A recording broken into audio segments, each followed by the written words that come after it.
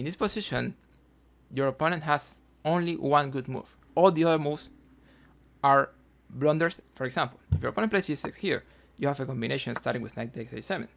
And if they capture, you check. And if they go, you check. And if they block, you mate. Hey guys, welcome to a new video. Today we are going to learn how to play Vienna Game. And especially we are going to focus on Vienna Gambit, which is this position after e4, e5, knight c3, knight f6, and then pawn to f4. There are two benefits of playing Vienna Gambit that I want to highlight. First of all, it's not the most common line, which means that your opponent does not see it very often, so he's not very well prepared against it, almost for sure. I can tell you, according to some statistics that I was checking, that among beginners or club players, only 15% of the opponents will find the right move here. So in this position, there is only one good move for black, and if they don't play it, we're going to have a really nice position, at least slightly better, but probably more than slightly better in many lines. And only 15% of the opponents will play the right move here at those levels. So it's a benefit that is not the most common line and they don't really know it that much. The second thing I want to highlight is that it fights for the initiative since move number 3, so really early in the game. We are playing f4, we are attacking his central pawn on e5. We are also fighting for the center because obviously we want to play d4. So since very early in the game, you're creating problems for your opponents and they need to defend and make important decisions very early in the game. So you know, it's not very common, and also you're creating problems, taking the initiative and fighting for the center very early in the game. Okay, so e4, king's pawn, black plays e5, then knight c3, and here we have Vienna Game. The idea with Vienna Game is that, well, we are not blocking the f-pawn, so we can play f4 anytime later, right? Move number 3 or 5 or starting the middle game, anytime we want, f4 is going to be there, because also an option for some lines is that we can develop the knight over e2. So after knight c3, Vienna Game here, black can play some options. The main line is going to be knight f6, and this is what we are going to focus on, but also we need to understand that black can play here knight c6, or I don't know, something like bishop c5, any other move. And also we're going to talk about how to deal with those lines later. So knight f6 here, and then we play f4, and this is what we call Vienna Gambit. In this position, we are taking the central pawn here, but let's focus a little on f4. Why is this a good move? Why is this interesting at this point of the game? Well, imagine that e4, e5, f4, this is what we call King's Gambit. So when we play King's Gambit, one of the main lines, almost like a refutation or a very good line for black, is when they accept the gambit, it takes f4 and they get a nice position. So one of the ideas here is that after knight c3, knight f6, f4, they cannot, or they should not take the pawn on f4. They are not going to get a good position. It's actually bad for black if they accept the pawn. So that's one of the ideas, right? f4 is not really working that well in move number 2, but now in move number 3, after the knight is here on f6, it's going to work really well. So it's like an improvement to King's Gambit. What is going to happen after f4? Well, your opponent has basically one move here. If they want to stay in an equal position, they need to play d5. But as you can see, this move is very hard to find on the board, right? If you don't know the theory, if you're not familiar with the line, it's very unlikely that a beginner or club player will play d5 here. So moves that you're going to see very often here, for example, d6, and this is dubious because the bishop is going to be a little passive here. So you can just play something normal like knight f3, and after this a normal development like bishop c4, you can castle, you can create some coincidence here on f7. It's a really nice position. Of course you want to play d4 later if possible. So we're going to be much better, much more active, better shape in the center. So d6 is not really a problem. We are slightly better, at least in the middle game. Another line we should look at is when they play here knight c6, and this is actually a very bad move because the problem is that we're going to capture f takes e5, and when they take back you can play d4, and when they go back you can play e5.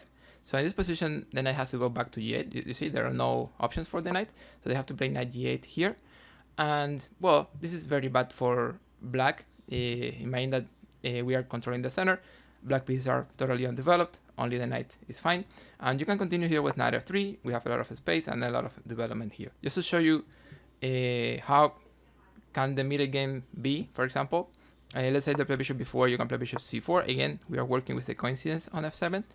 And let's say they play knight e7, you can play knight g5 here, with some very strong pressure here. And even if they castle, you can castle kingside. So this is a normal position where we are just crushing black if they get into this line. For example, they can play queen e8 here, but that's not really working very well because after all the simplifications, you will get the queen there. So it's not working very well for black. This is just winning for white. So knight c6 is not a good idea either. Another line that they can try, well, as we were saying, it takes f4 is a line, but again dubious because, well, we play e5. Again, the knight has to go back to g8, and then, well, we want to play d4, but not right now because there is a check here.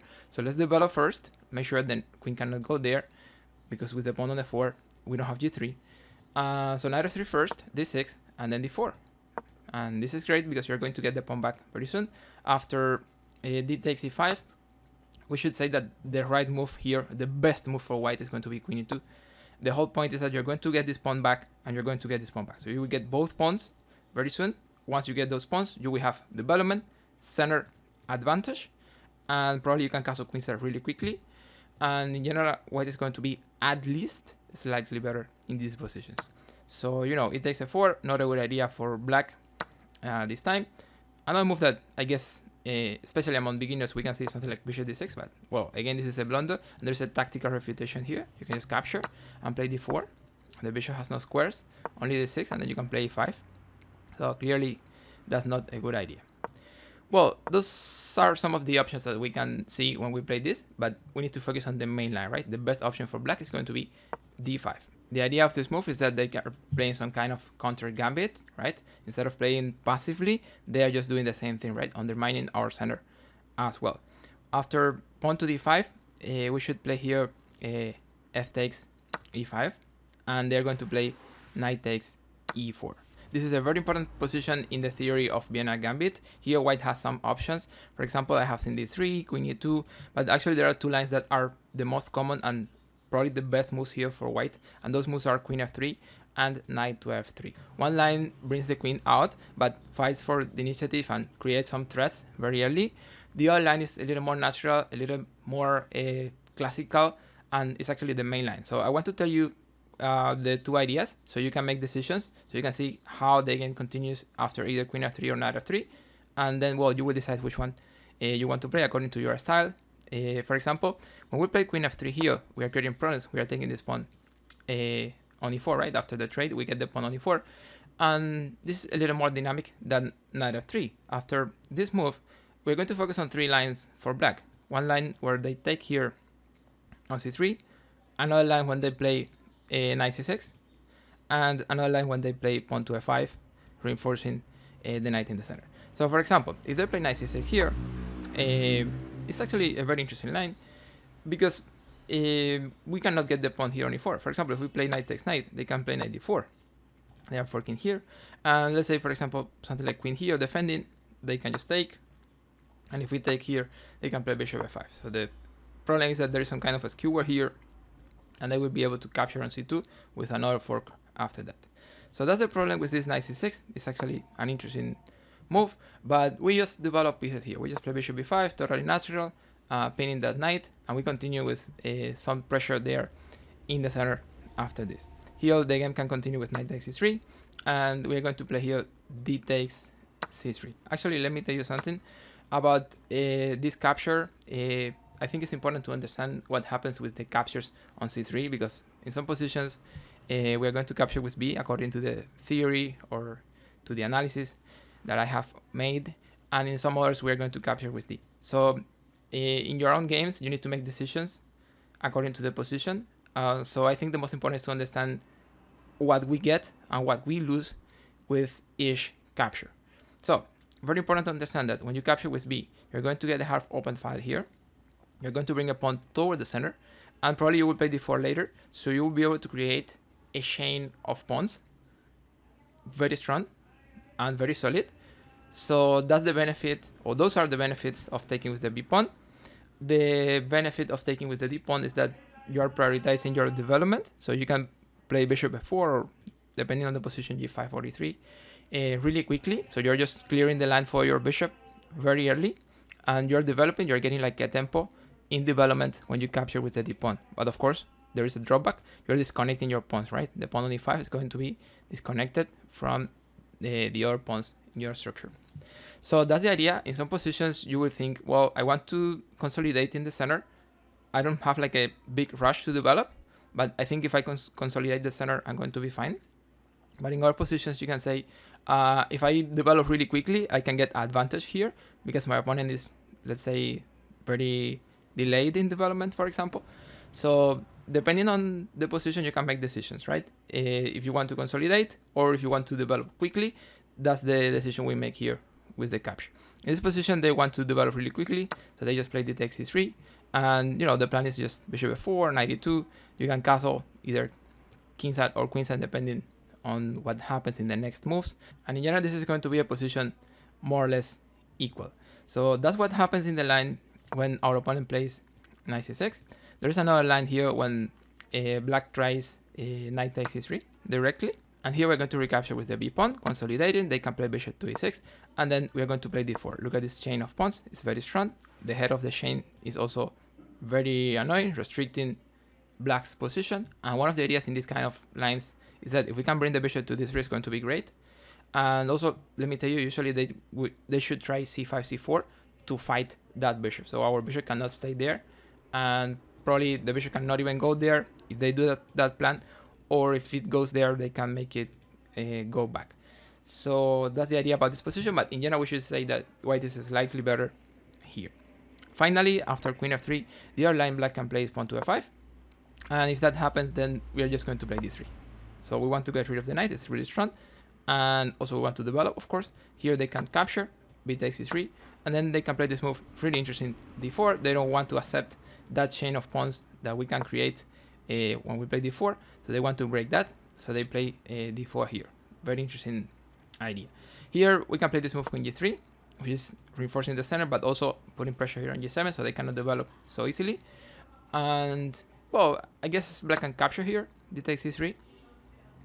But here we're going to play this move, and this is a really important moment. We need to play bishop e2 here if we want to keep a good and interesting dynamic and a strong position. Bishop e2 is a must, we should say. Why is bishop e2 so strong? Here black should play something like bishop e6, but let me tell you the threat with this bishop e2. If they play something normal but not defending like knight c6, then this is actually a blunder. We can play here bishop to h5, and the idea is that now it looks like they can defend with this move, but not really, because then we can sacrifice. And the problem is that at some point we can have a skewer over here. For example, if they play king d7, you can play e6. And even if they play king d6, we are winning here with a nice tactical move.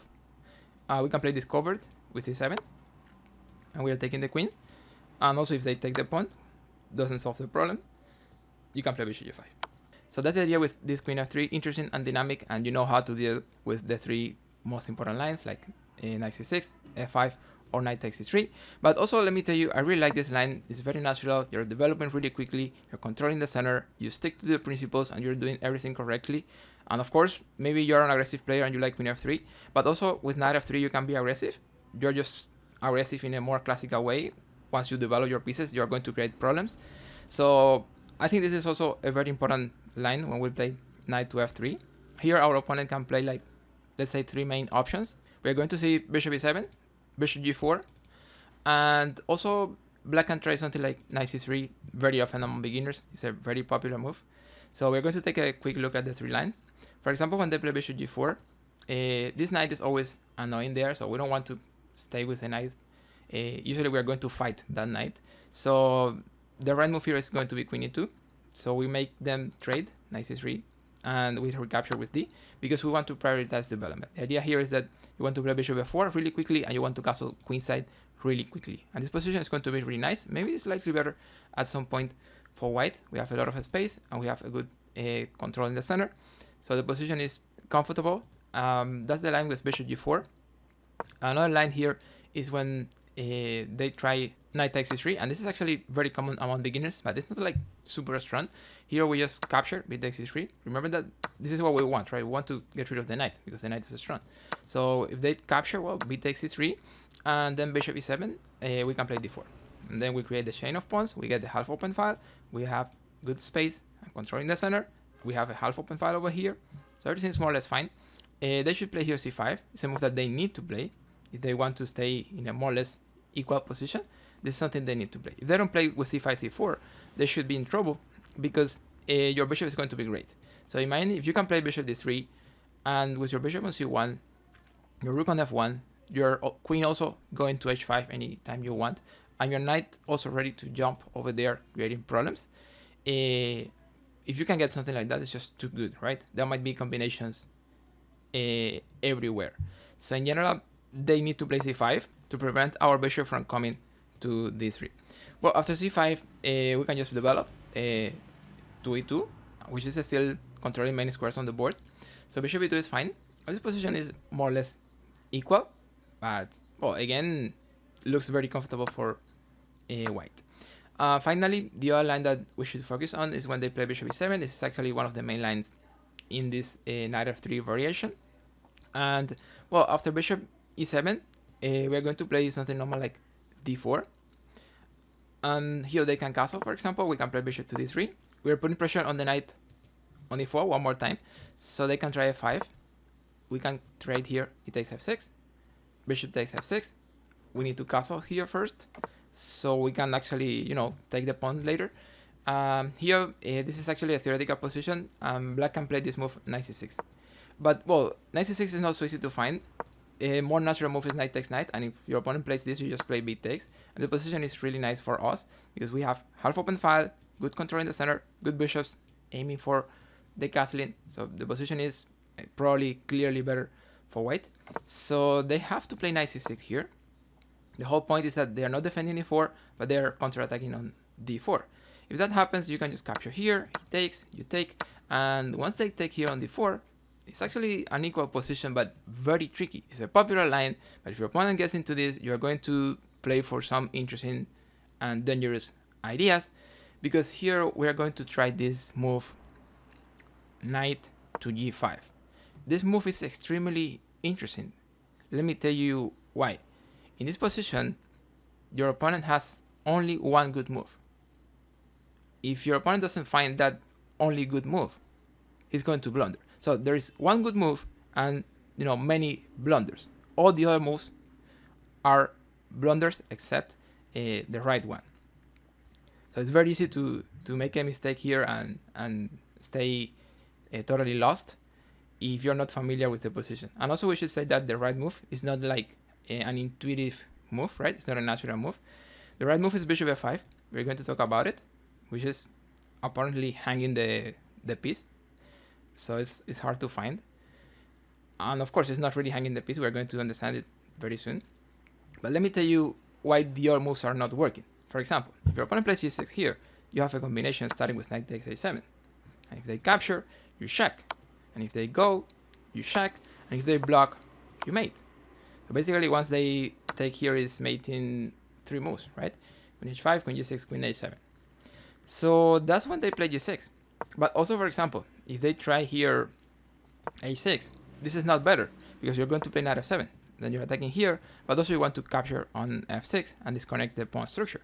And even if they try rook f7, this is not really going to work because you can play bishop g6. Again, you're creating many problems here. And if they try something like rook d7, you can just capture the bishop, disconnect the pawns, discover that king, and this is clearly winning. I don't like the queen over here on the same line as the rook, so we can play something like queen h5 first, and later we're going to get pawns. And again, this position is totally decisive advantage for white because we have everything and they don't even have development here, and the king, of course, totally exposed. So that's what happens if they play g6 or a6, but also, for example, they can try bishop takes knight, but again, this is not better. Here we can just trade, and we can just capture here on d4. One more time, decisive advantage for white. Why is that a advantage so big? I mean, what do we have here? Well, first of all, they don't have development, and they cannot develop so easily because they are losing pawns. Secondly, you have open file, you have tempo, and also the king is very exposed, so that might be even checkmate threats at some point. So the position is very hard, and in general, we should say that is decisive advantage for white. So that's why bishop takes knight is not really working. The right move, as I was saying, is bishop to f5, and this is a good line and a good idea, because if we try to get the bishop, like bishop takes, knight takes, and then get the knight, the queen is hanging, so we should trade queens first, and then we get the knight. But this is not really going to work because the rook is hanging here, so they have it discovered, so they can play bishop d4 here and get our rook. So that's the idea of this bishop f5. They have it discovered at the end and they get our rook, so that's why this is working. So if your opponent plays something like this, you can just play queen d3 here. Some ideas, you know, pressure on f5, but also pressure on a7, some checkmate ideas over there. In general, the position is going to be equal, assuming your opponent finds the right moves in the next turns. They can get an equal position. There is a model game about this line, and it was like this: e4, e5, knight c3, knight f6, and then of course Vienna Gambit f4. They counter-attack in the center, d5, f takes e5, knight takes e4, and then knight to f3. In this game, black played bishop to c5, which is actually a very interesting move, and there's a line with this move, bishop c5, and then after d4, of course we get the center, but the whole point is that they want to play bishop b4 now and create some problems.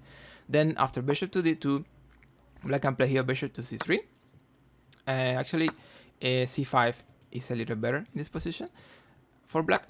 Well, they capture here, white takes back, and black castles, and white plays here bishop to d3, normal development.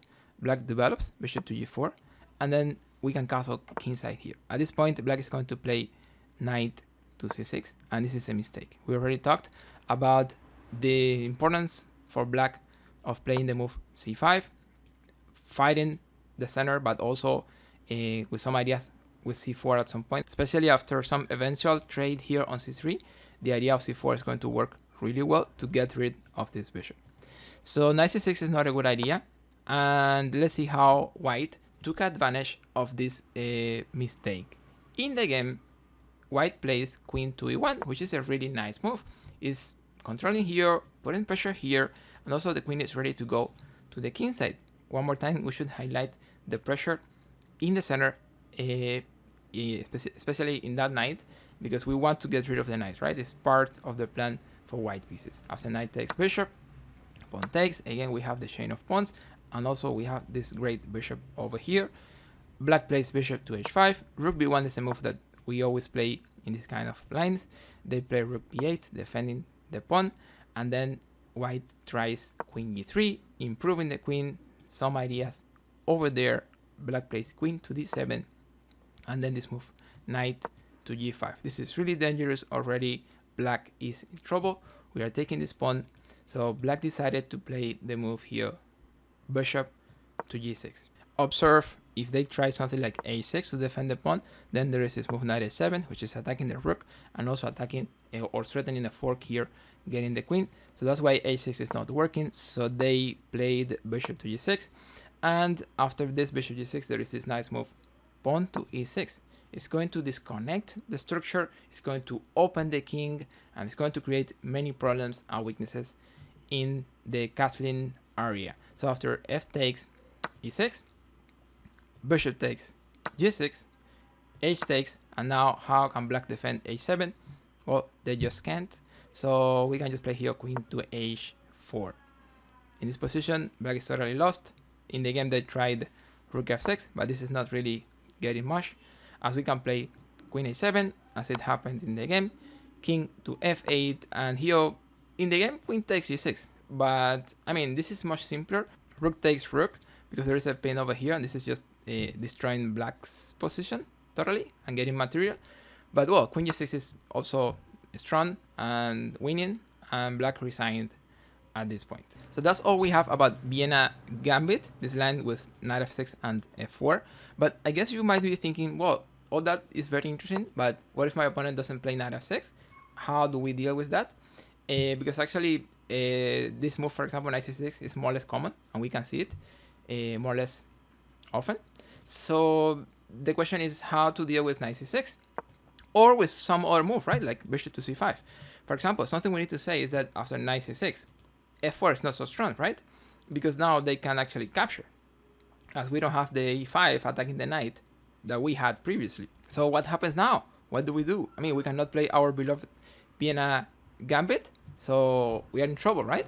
Well, the options are actually very good for white here. There's a line where you can play bishop to c4, and it works really well. But also, there's a line that I really like, and this is where we develop the bishop over the fianchetto. And the whole point is that you develop the knight over e2, you castle, and you are going to play f4 anyway, just a little later, just in the middle game when you are ready for that idea. When your pieces are in good positions, you're going to play f4 anyway. So that's a really nice line. I really like it, and the good thing is that it works against knight c6, but also it works against bishop c5, basically against any normal move. We can still play the scheme with g3. I already covered that scheme in a video. If you want more information about it, I can tell you that it's really interesting and you can get really strong attack positions for white. So, you know, after knight c6, either bishop c4, which is a little more theoretical, or just play g3. The idea is bishop, knight, castling, and f4. And if you want more information about this with modern games and middle game ideas, you can check this video that I'm linking in a card. So thank you for watching. If you guys have any question, let me know in the comments. Like, subscribe, check out this video over here. I'm sure you will enjoy it. Keep improving your chess skills and enjoy the game. Play the right move, and see you on the next.